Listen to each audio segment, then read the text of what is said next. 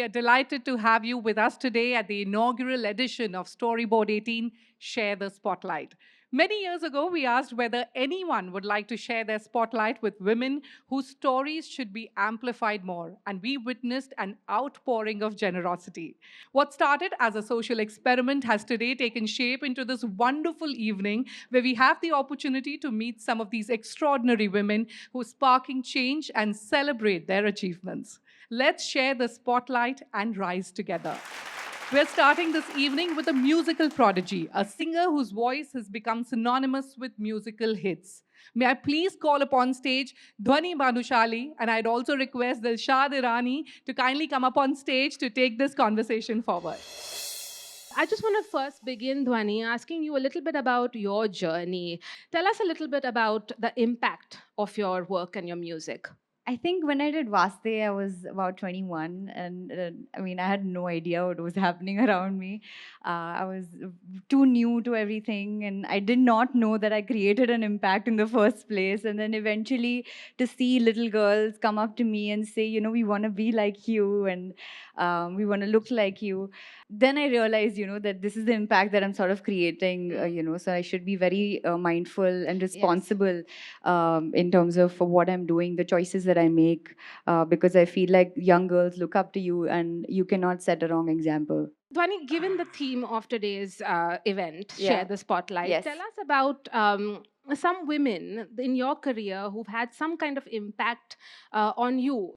I think it's always the women, right? It starts with your mother. And I feel like she really recognized something about me when I was a child and, you know, put me to these different classes. If she didn't pave the path, I don't think I would have reached even halfway till here. And otherwise, I feel like my team is full of women. They've really, you know, sort of recognized and pushed me in these past years. And just I'm genuinely grateful to all of these women. Most of the times it has been women in my team that, you know, have really shaped up the whole experience for me. I don't think I've had a single male executive sort of handle my work. Somehow it's always just been the women, and everything turns out fantastically well. Thank you. Thank you so much, Dhwani. Moving on, we have a message from someone very special. She's made a distinguished career in the crucial areas of zinc production and natural resources. Please give it up for Priya Agarwal Hebbar, the chairperson of Hindustan Zinc and non-executive director Vedanta. Today, I want to take some names that have inspired me in the recent past, and I'm sure has inspired all of you also. Nancy Tyagi, the 23-year-old self-taught designer who made her debut at the Cannes. Ritu Karidhal, the leading lady between Chandrayaan-3. Guneet Monga, the first Indian producer to bring home an Oscar. Payal Kapadia, the first Indian to clinch the prestigious Grand Prix at Cannes this year. Shanta Rangaswamy, the first captain of the Indian women's cricket team. What do all of these names and all of you sitting here today have in common? It's grit, determination, and for a lack of better word, it's being adamant. Adamant to make a mark, to dance to the rhythm of your own calling, and to never listen to naysayers. Women today are making pathways in industries that were considered once male-dominant. They're not just shattering the glass ceiling, but creating new benchmarks globally. They are renegotiating societal norms daily, shining bright, working hard, and taking decisive steps, no matter how big or small, towards equality and equity. From grassroots to boardrooms, women are at the helm. They are breaking barriers and creating a path for thousands to follow. Together, as a society, we need to embrace equity and equality. We need to break the silos and work collectively to move towards a vision of 100% inclusivity and equity for all. Thank you, and keep shining and blazing the trail of success. Our next guest this evening, she's an inspiration for all women. It gives me great pleasure to welcome on stage Naya Sagi, who's the co-founder of Good Glam Group and the CEO of Good Community. You've sort of built this company from ground up. How difficult was it? The biggest challenge I would say is, for me, I think, was not being taken seriously because I was a woman, because of my gender. And that was in early days.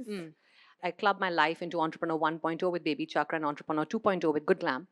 Entrepreneur 1.0, I was a sole woman founder building a consumer tech company. And I was asked, why don't you have a male co-founder? Right? So it was all these questions that, were, I think, the most uncomfortable part.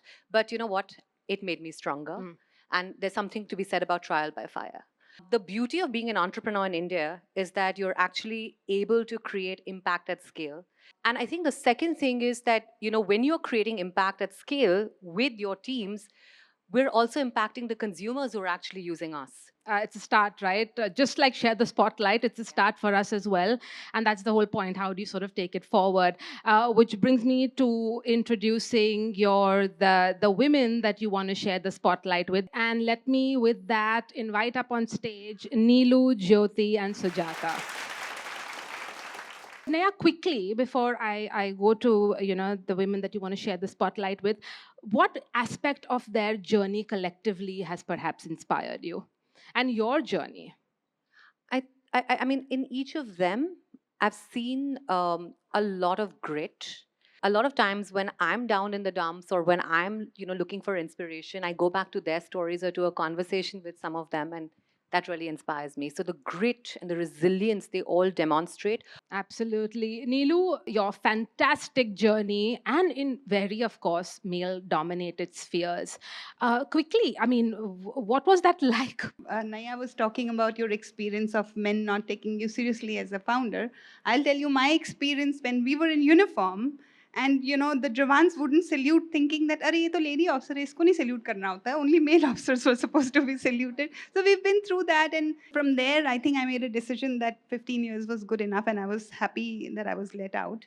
And coming into a career in corporate, joined KPMG, served there 5 years. I went up to become the CEO for Honeywell Aerospace, another 5 years. And then bunch of people, Vinay and his friends were talking about creating an airline. And Vinay invited me to help him for a small some stuff. And, I said, okay, yeah, sure. We just entered and we created an airline. Oh, what an amazing journey. Absolutely amazing. But Jyoti, let me perhaps come to you. Of course, you've started your journey, and but just how's that experience been for you? Number one, and tell us, a little bit about perhaps now. What is it that you want to do?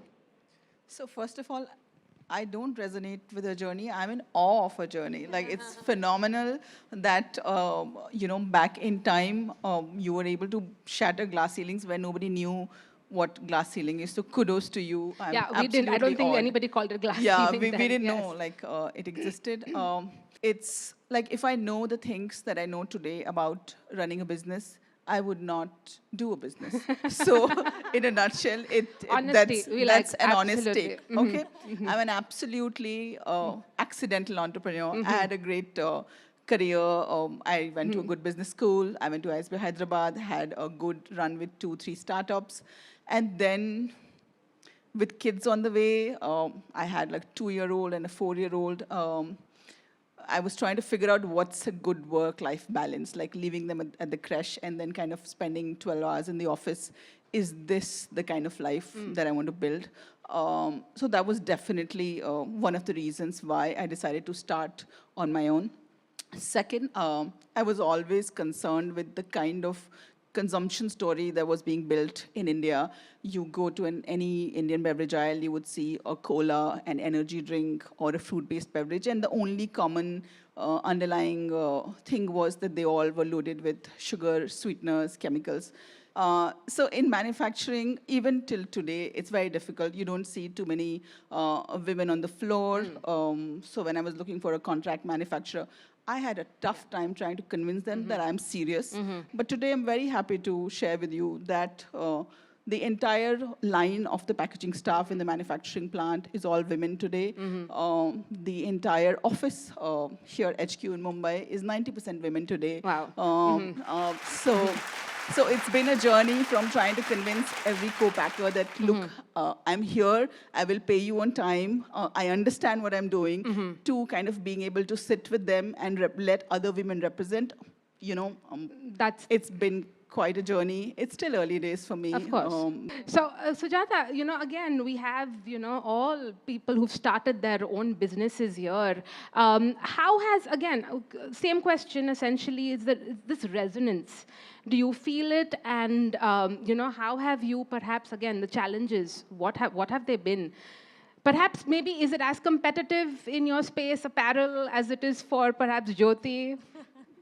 I'm not going to compare for sure, but super inspired, and I understand a little bit of your journey because it's similar. I resonate with her, so similar, and I feel everybody here would be picking up pieces and thinking, oh, I have done that, I've been there, happened to me, came from small town, parents thought engineer, doctor, iske siva kya hi hoga, no way you can do anything else. So yeah, did that.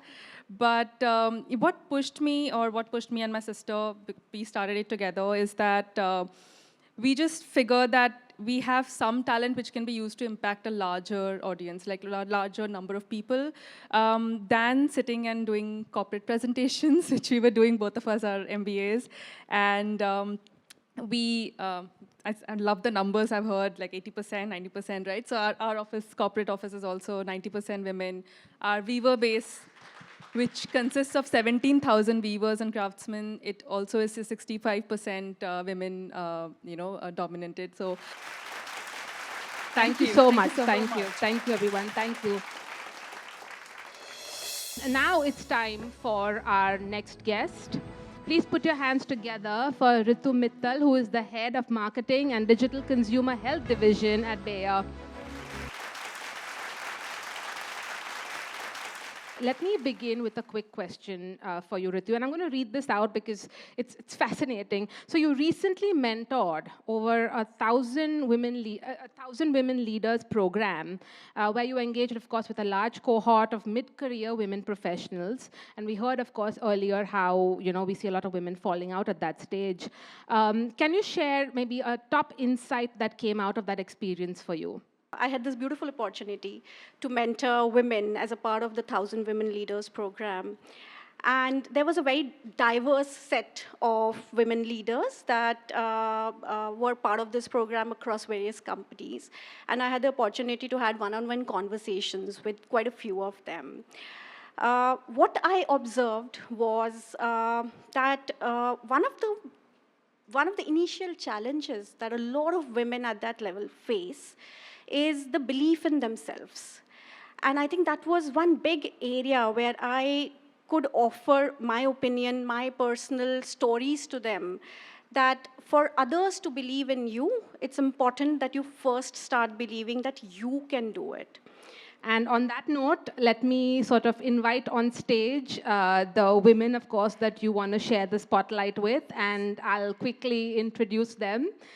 We have, Ritu has called Gitanjali Saini, who is the Executive Vice President of Mullen Lowlintas, and she exemplifies passion and accountability. We also have Sejal Pohare, who is the General Manager of Essence Mediacom India. We also have Martina Gomes, who is the Head of Regulatory Affairs at Bayer Consumer Health. So can we have all three women up on stage, please? Gitanji, I'll come to you first. Like Ritu mentioned, that support, that sort of, they're there kind of feeling. Tell us a little bit, how important is that in your journey? So I think I was the fourth employee sitting outside of Bayer when this whole thing started. I think it's very rare and also very important when the client and agency works together as one team, such that you are actually so in sync that you can actually take on responsibilities and approve things on Ritu's behalf. I've done that. And it's amazing that you reach a situation or a relationship level or comfort where you're able to, be in sync with each other, contribute to the business. Then, the passion flows, the love for the brand flows, the love for what you're doing flows. It just happens so naturally when, you're all together and working together. And I mean, of course, there are functions that get a lot of limelight, like marketing and more sort of consumer-facing roles. So this experience of sharing the spotlight, can you just sum it up for us, for you? This really feels very great because, being a regulatory professional that I am, it's not very easy to get through a regulatory professional. Regulatory and legal professionals are considered to be state far off, because they always come with some restrictions. They always say a no. While I was different, and I made it a point right from the beginning of my career to do that. So it's very important that you support business in whatever role you are, be it a legal, regulatory, and marketing, of course. Marketing is the core of business. Sejal, for you, right, on the agency side, of course, and that relationship, of course, with the client, but now that, you also have a personal relationship with Ritu, how has that evolution been for you? And how important, again, is this sort of surrounding yourself with people who say it's possible? We'll do it together. So first of all, I want to thank Ritu for nominating, for sharing the spotlight. It just feels amazing. Second thing, I want to share that I have, in my career, I worked on both brand side and agency side. I have never seen anybody like her.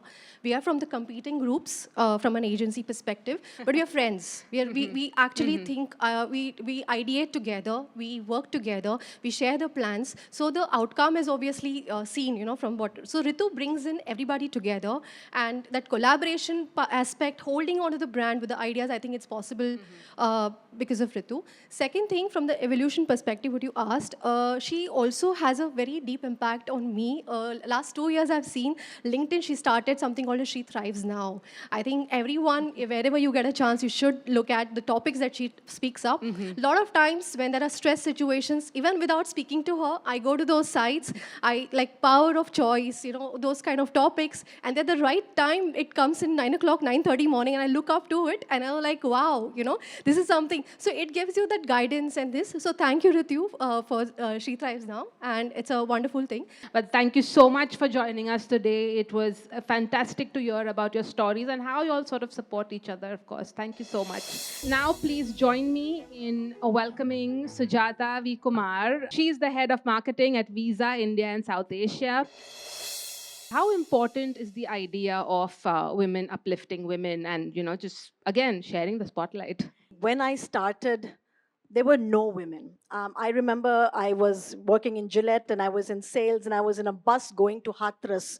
And, there were only men and they looked at me and I was 22. Like, what is she doing? I became an area sales manager. And again, I was walking from shop to shop. And the way people looked at me, and I never saw women. From a very young age and from a very young time in the work world, I said, I'm going to make it a point to try and get more women in the work world, try and keep more women in the work world. I know for me at Visa, we make it a point. We have 40% women. I mean, in a company with an MNC of that size, we're almost equal. We're almost at 50-50. So I think it's huge when I used to be like 5%, the women in the workforce. It's come a long way, but a long way to go, of course, yes. Sujata.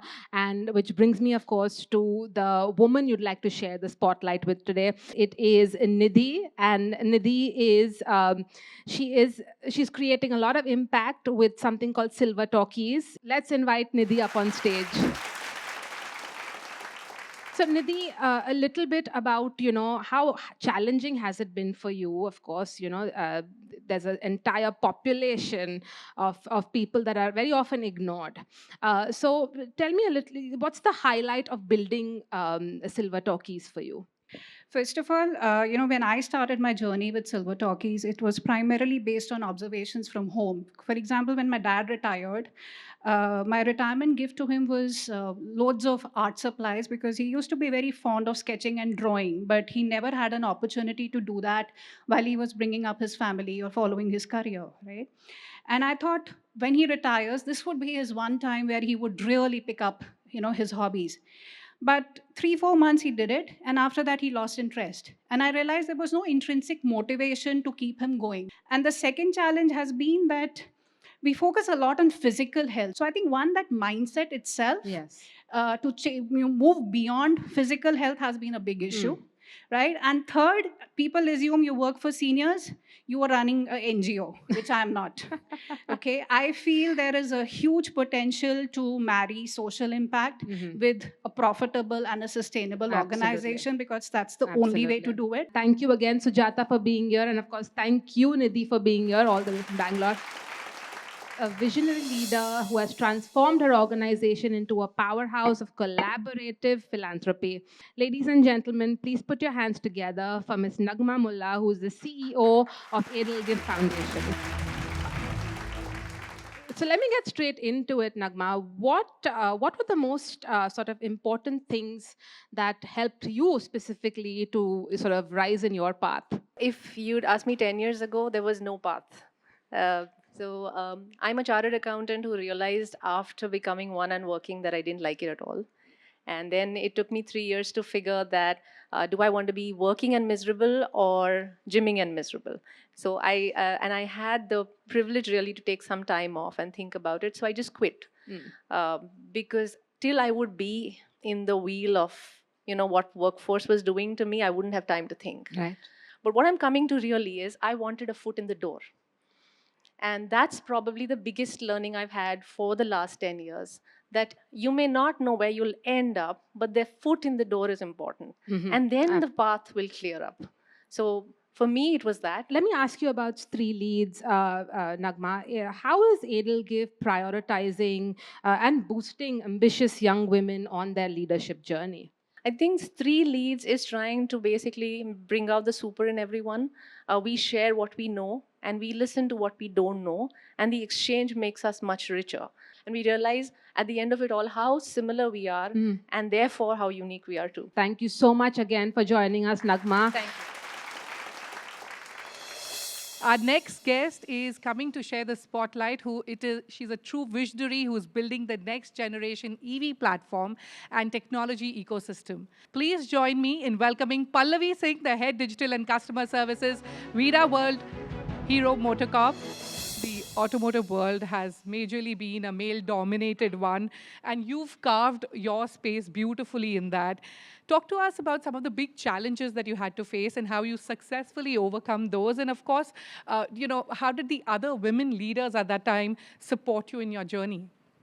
So I think largely it's been because of the men in my family who've helped me carve my niche. Wow. And also something which I learned very early on, that, transport, and people said, why do you want to be in the automotive sector? It's boring.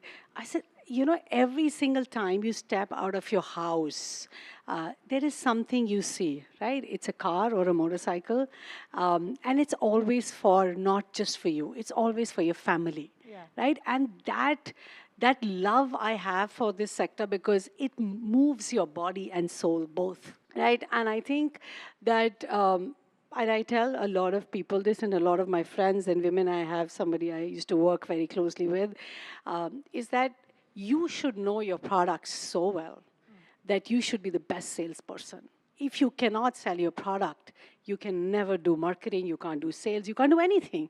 So I think the biggest thing is to know your product so well that you should be the best person to sell it. All right, on that note, let's invite Neha. Neha Chandok is currently the head of marketing at Gravis Good Foods, handling various brands like the Brooklyn Creamery and Plant Way Foods in India. Ladies and gentlemen, a huge round of applause for Neha Chandok. You tell us that, what do you feel about Pallavi sharing the spotlight with you? And of course, tell us a bit about your journey as well. I think it all starts with women and men because like Pallavi, I've had some fantastic mentors in men as well. And if they wouldn't have encouraged me at that point of time, if they would not have held my hand to sort of wade me through a certain, river or whatever, I don't think I would have been here where I have been. However, just 2-3 things that I have learned from Pallavi and other mentors like her is that when you are in workforce, someone spoke about the 3 M's that usually push women out of the workforce. I think it's very important to have that conversation with your team if you feel that something like that is happening with one of them, to ensure that you have an open door if they come back, to see if you can drive change in an organization. At MG, we launched something called Drive Her Back, which was basically to get women who want to come back to workforce but they don't get the right opportunities. So we launched that program, and it was a success. We used to get multiple applications, more than what we could absorb at that point of time. So if right now I'm at an organization where something like that doesn't exist, I think it's just my moral duty to bring that, to basically be able to support women in various formats. Absolutely. On that note, it's time for me to wrap up our conversation. Many thanks, Neha and Pallavi, for joining us here. Thank you so much. Please join me in welcoming our esteemed guest, Ms. Lakshmi Venkataraman Venkateshan, the founding and managing trustee, Bharatiya Yuva Shakti Trust.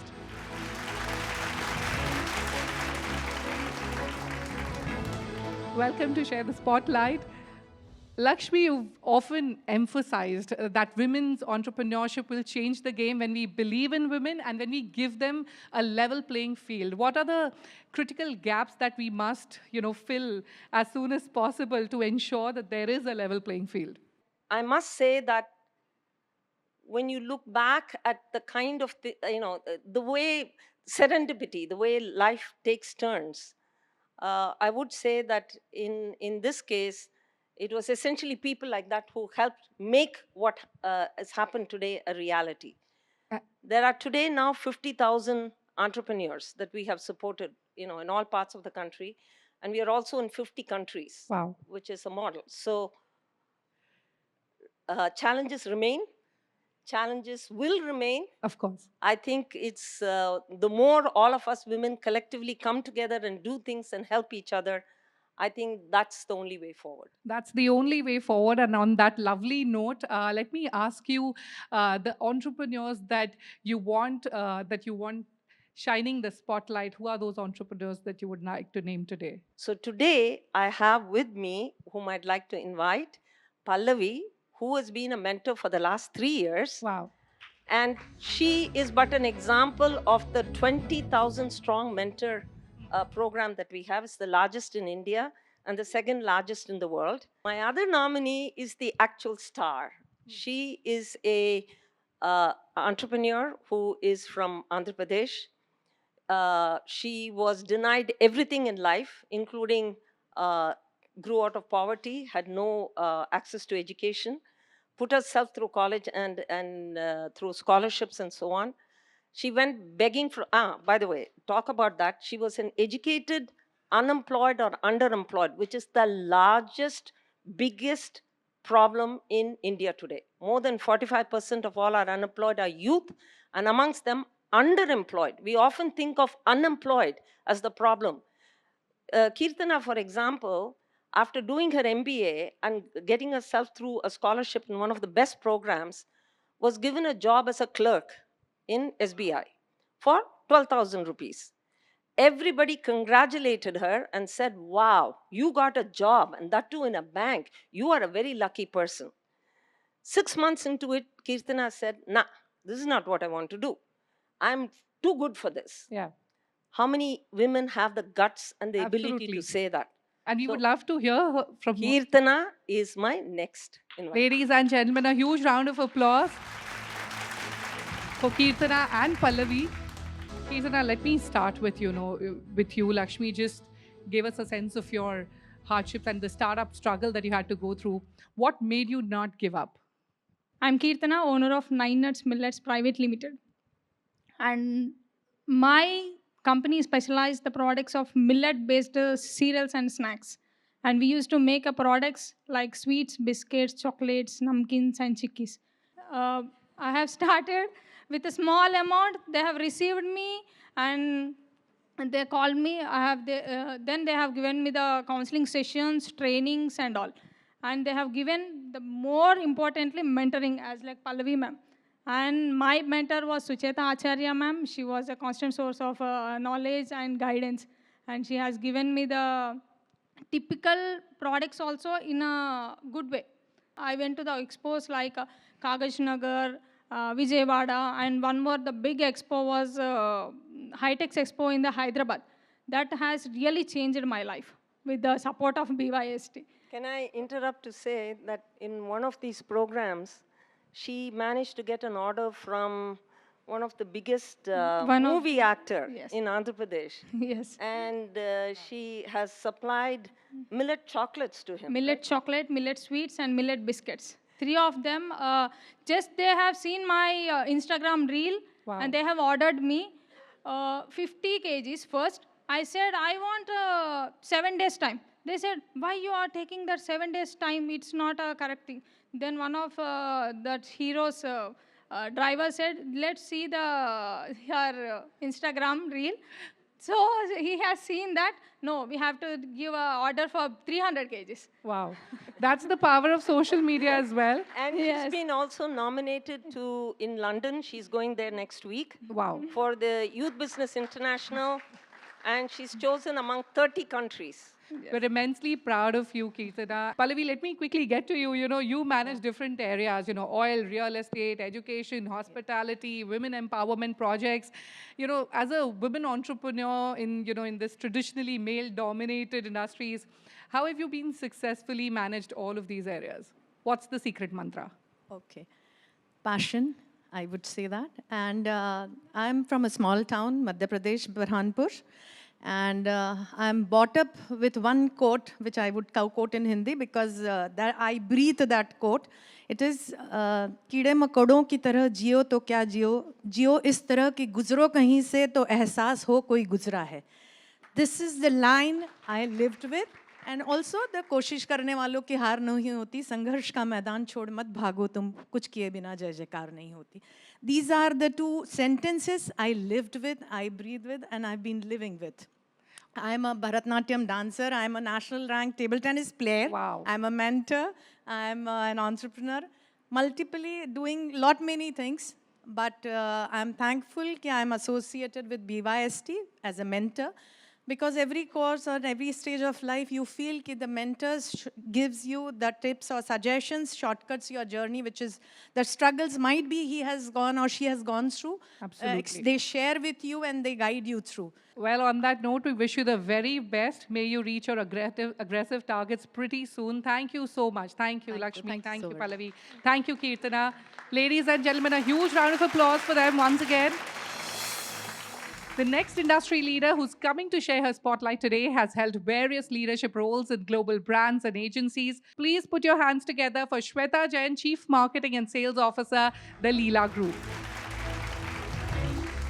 From advertising to alcobev and hospitality, all industries which are certainly not easy to survive in, and industries which are traditionally male bastions. Tell us, has it been a hard journey, and the outlook towards women, has it changed? Is it changing? How are you thriving?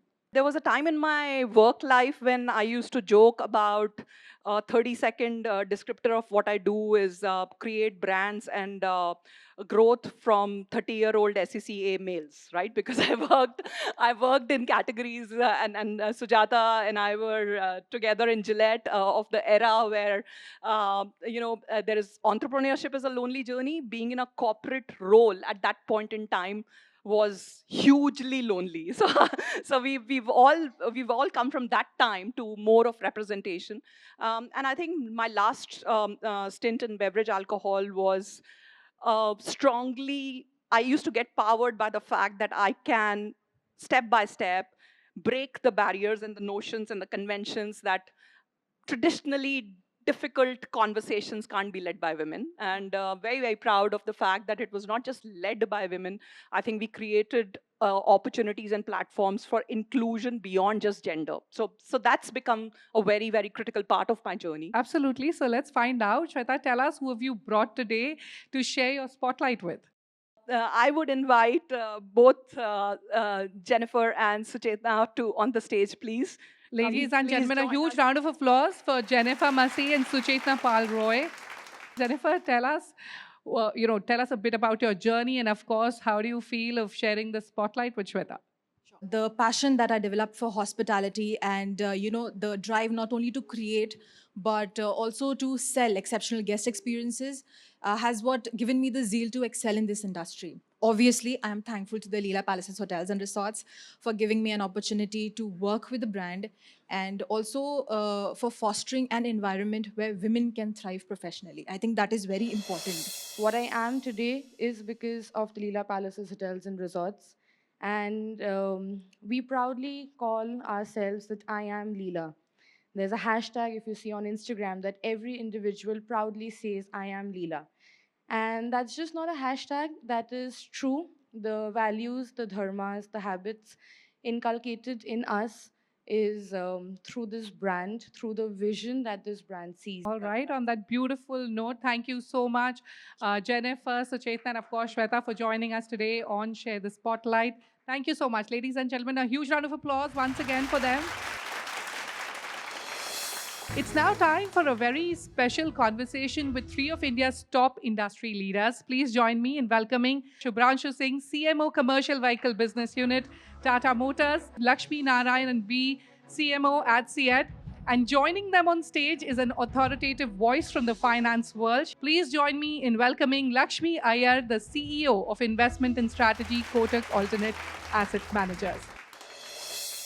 Shubhranshu, let me start with you. Your industry, again, is majorly a male-dominated sector. How do you see the role of women changing within the sector and especially at Tata Motors? We recognize the fact that there has to be a growing participation at all levels. And being a large industrial organization, obviously the thought that this needs to happen is more important. Absolutely. And the start, and the prerequisite for the action to follow. I am delighted to let you know that overall, in a very large workforce, our percentage has gone from roughly about 4% to 8% over the course of 2 years. And many of you would not know that, every Safari or every Harrier that you buy is actually made in Pune by an all-women's team. 1,700 women are making it end-to-end. Let me quickly come to Lakshmi Narayan. How important a role do women leaders play in fostering workplace environment for other women, and how can organizations like yours promote this? We recognize that as an organization, ecosystem works the best.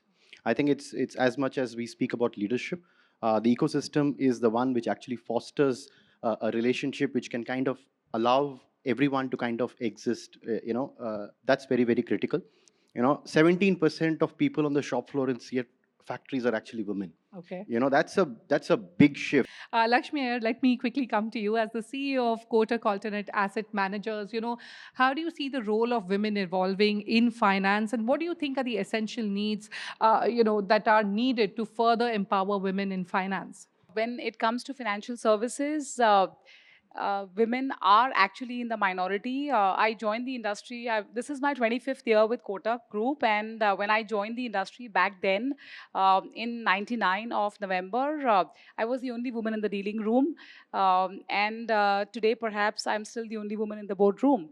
So but the good news is that from where we were then to where we are today, there has been a massive shift, at least in terms of initiation of more women into the world of finance. So I think as this spotlight session tells you today, women uplift women. So at least the mandate to my team is to try get more women into this, the financial side of, or the money management side of the financial services vertical, and more importantly, spread the word. All right, on that note, thank you so much. Thank you. Thank you, gentlemen. Thank you, Lakshmi, for joining us here today. Well, now our next guests are truly the trailblazers in their respective fields and have inspired countless women through their personal triumphs. I'm pleased to invite on stage a fitness enthusiast. Ankita Kuwar, please come up on stage. And joining her is a content creator who helps millions of men and women on social media navigate the complex world of finance. Please put your hands together for Neha Nagar.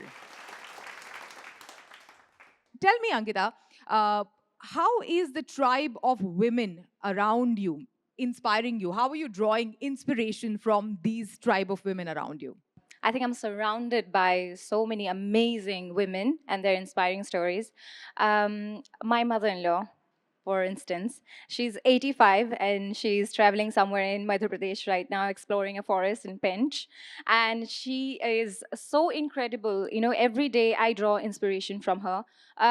She goes for a walk every day. She does her yoga. And also, you know, I have this run, Invincible Women, that I'm a really big part of. And I think that run itself, you know, has given me so many women that, you know, inspire, and their stories are incredible. Over to you, Neha.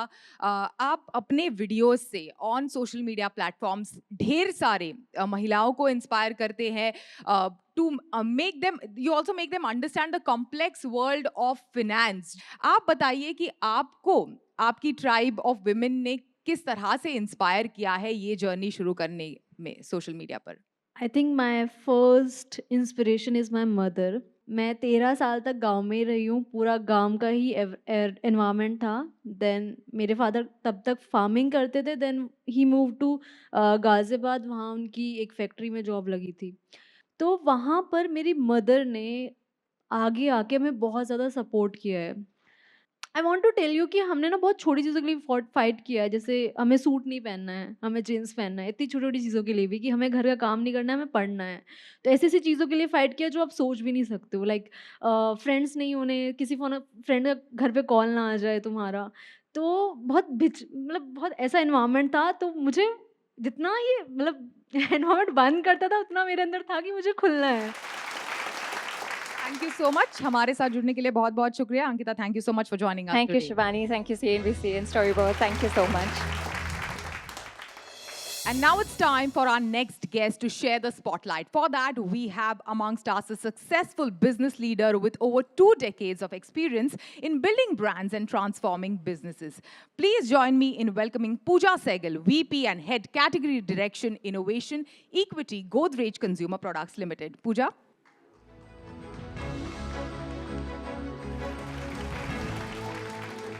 Pooja, you know, we've seen how you exemplify the power of women leadership roles in the country. Tell us, how do you envision the role of women supporting women in the next decade? So I think the great news is, women are already supporting women. And I think, what I feel today's women is, so when I started working, I always feel you had to make choices or alternatives, and there was a lot of competition. I think the new trend is that women can have it all, and I'm not just talking about the work, I'm saying in your family, you can be athletic. Women really believe they can have it all, and they are doing it all. So the first person I'll call is Rini. She is my friend, my oldest friend, and also my oldest colleague.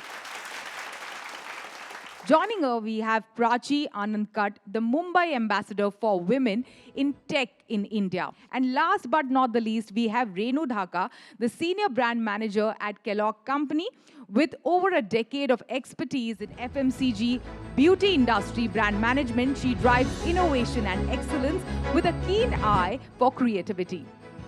So I'll just take one line to introduce all of them. So Rini and I, of course, worked together on Rin. And we really worked extremely hard. She worked a bit harder than I did. Just the opposite, actually. Prachi, let's begin with you. Tell us, how do you feel about Pooja shining spotlight on you? Thank you, first of all, for having me here. She truly embraces why we are here today and the initiative that you all have. Also an extension of Women in Tech, which she's a part of. So it feels seen. It feels, you get to feel the strength of collaboration, upliftment, something that I feel like everyone here is sharing at the moment, and I think it's an amazing start. And thank you, Pooja, for having me here. What about you, Rini? So Pooja and I go back a long way. I think she's already sort of talked about our journey. We were, young advertising executives. We're still young. We're still young. Yeah, we're still young. We like to believe so. So I think it was my first job when I just moved from Calcutta to this 30 people agency to like a big network agency with over 200 people, and I was very lost, and Pooja kind of held my hand, and she was there with me. So yeah, I think I think we questioned ourselves every day about our life choices, why we work so much for so little pay. But I think we've had a lot of fun, and through long hours at work, burning the midnight oil, we've lifted each other's spirits. And hopefully this friendship is going to see another 2 decades of, we hope to be there for each other as we age as well. And you, Renu? But the only thing that I'll say, and I'll just quote one thing that has helped me shape my journey, and that is something that Pooja taught me. I used to always hesitate asking for what I deserve, whether it's a role or whether it is something, I want this role or this category or this opportunity I want to work on this project, even though, in comparison, I still have a long way to go in my career. But what I learned from her is that if you deserve something, then asking for those opportunities is a right. It's not a privilege.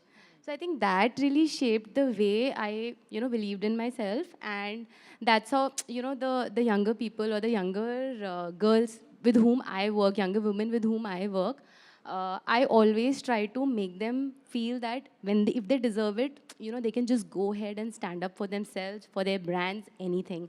So I think that is one thing that I would like to share. And I think most of it, all of us have covered in our own ways. So thanks a lot, guys. Thank you. Thank you so much. Thanks for joining us. And I love to end at that note when you said that, asking for an opportunity is a right. It's not a privilege. What a wonderful thought. Thank you so much for joining us today. And now let's move on to our next spotlight. And it gives me great pleasure in welcoming a visionary who's known to be daring, unconventional, courageous, doing unthinkable despite coming from a small town in Rajasthan and a conservative environment. Ladies and gentlemen, please put your hand together for Ahana Gautam, founder and CEO, Open Secret. Ahana, what an inspiring story. You were raised by a single mother. You created a brand out of that inspiration. Tell us more about your journey, Ahana.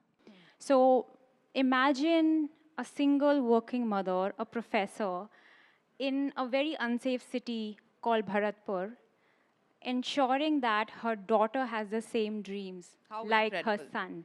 And here, when we are sitting in Bombay, in Jolies, we're like, what is so different about this? But let me tell you, in Tier 2 and Tier 3 cities of this country, girls don't even have the right to the same education as boys. And we think that is such a basic right and basic privilege, but that's not the case. So first of all, I would say, I feel I'm a super privileged person. A journey that started in a small city of Bharatpur, then came to IIT Bombay, then went to Harvard Business School. And if I don't talk about bringing more women onto this journey, if I don't do my part, who else will? So I really encourage everyone who's in this room to think about giving back, bringing more women onto this journey, not as a choice, but as a responsibility, because it's time that the sisterhood works and we bring more and more women and we put as much spotlight as we can. And the similar purpose I see in my first person who I would love to, join us on stage. She has an amazing career in finance. And when I heard her story, I could not believe her story. She left all of that for one dream. And the dream is that she wants to bring 1 million women to the workforce.